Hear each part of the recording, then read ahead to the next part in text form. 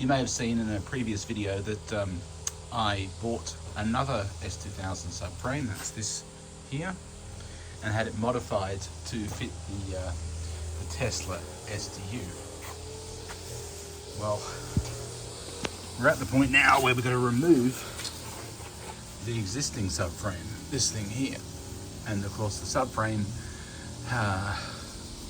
connects to the A-arms, the axles, it holds up the diff. Diff is the only part of the drivetrain left in the car, and the suspension, beautiful KW V3 suspension here. So that's all got to come apart, and the first stage is to disconnect the ABS sensors, which are there. And that's simply a matter of 10mm socket. We're going the right way. Yep. So 10mm socket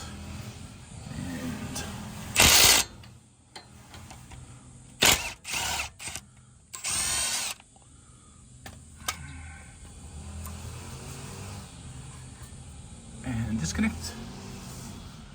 They lead up to there.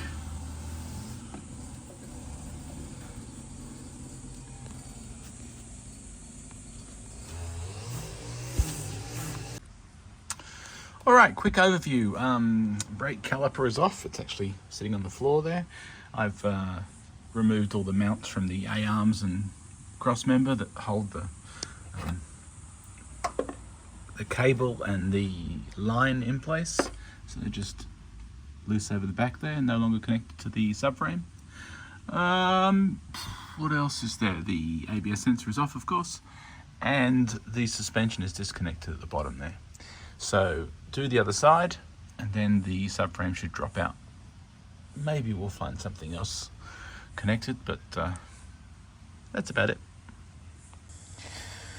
Here I am under the car once again, looking at the rear subframe. There's the diff and the axles, and this is the carbon canister thingy, putty emissions, or the fuel cleaning or something or other. All that needs to be removed. These are my diff mount stiffeners, no longer required.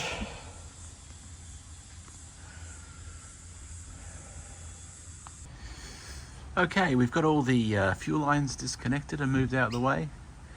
All of this, the suspension ends, the brake lines, both hydraulic and cable.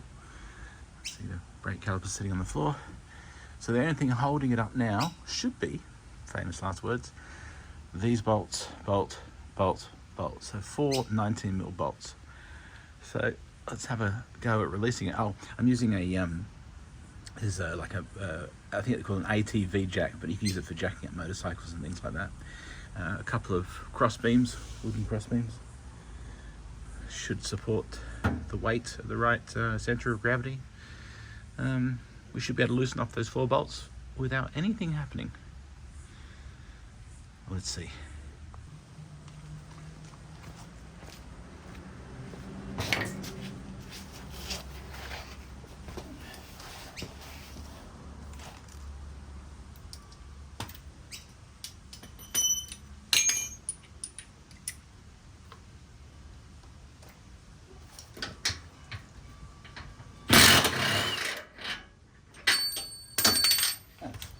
One long bolt.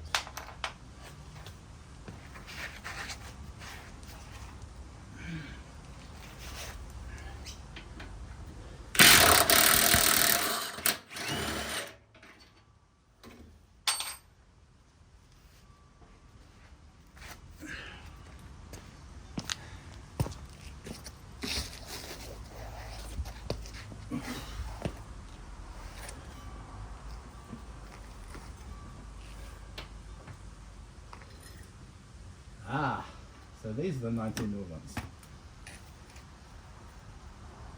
Makes sense.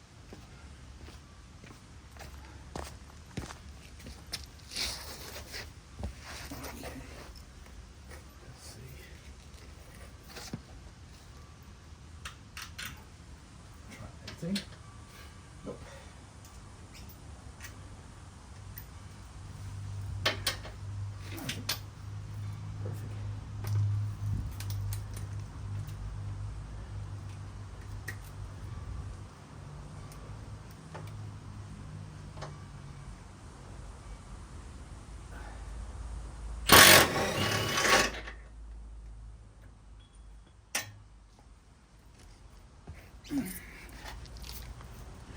out, 1 to go.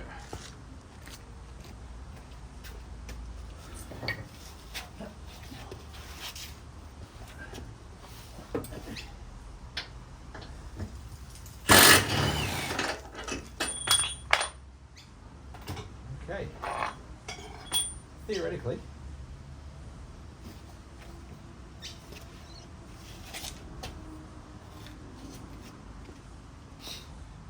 when I lower this down, it should drop the whole subframe. Let's see.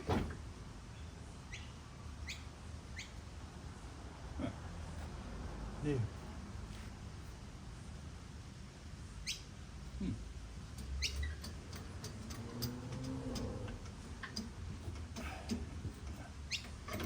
Must be another bolt.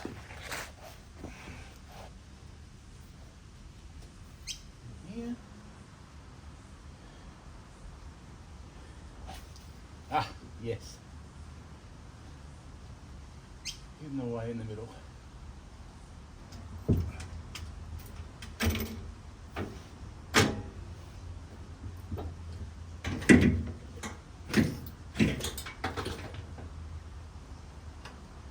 Make sure this caliper's right away.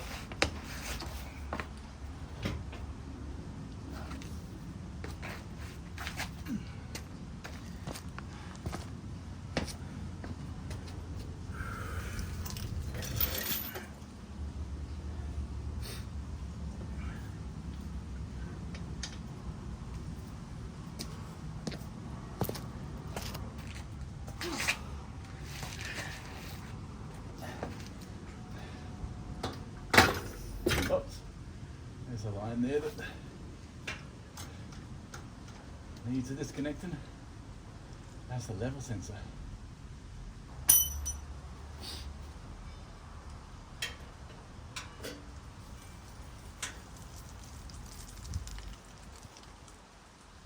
Nothing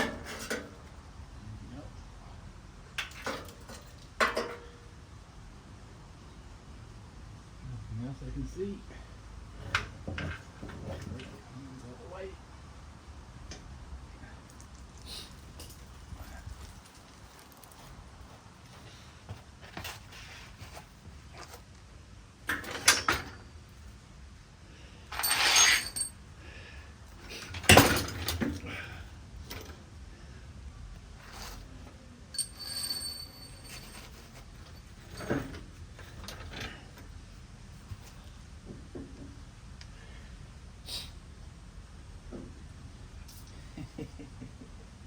The suspension is in the way.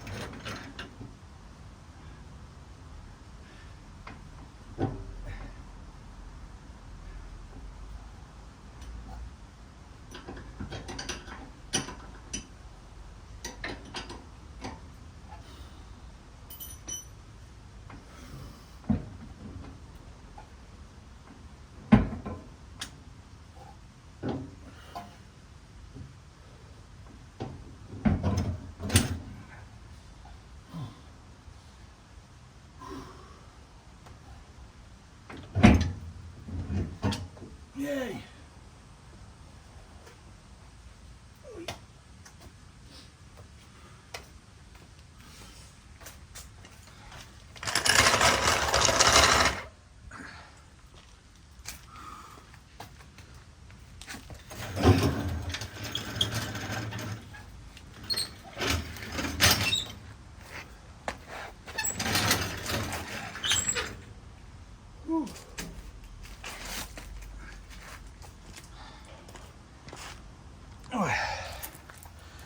and rear subframe removed in one piece. Let's go have a look under the car. Let's have a look at the fuel tank.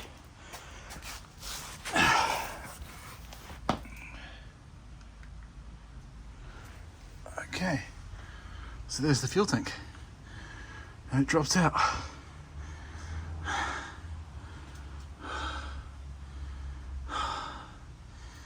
Plenty of room for the electronics. Oh, that's interesting. Probably mount them on top of the subframe and put them all up in one go. Bizarre.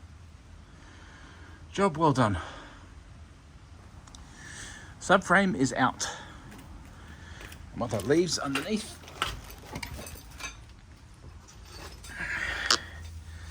is this space.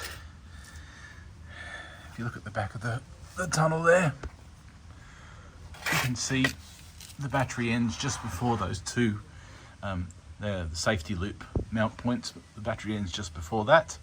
The plug is on top here. And you've got all this space here, which is where the subframe mounts on those 6 points. Now, the width of the space.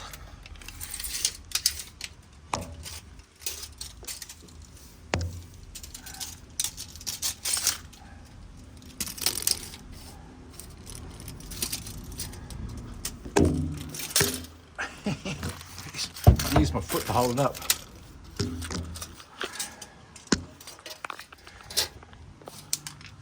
Comes a bit over 65. The depth, or the length, comes to a bit over 50. And the height is about 100. About 100 there, probably more up the front. Let's have a look.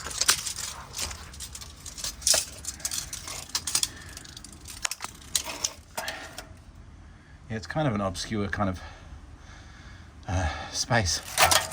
Let's say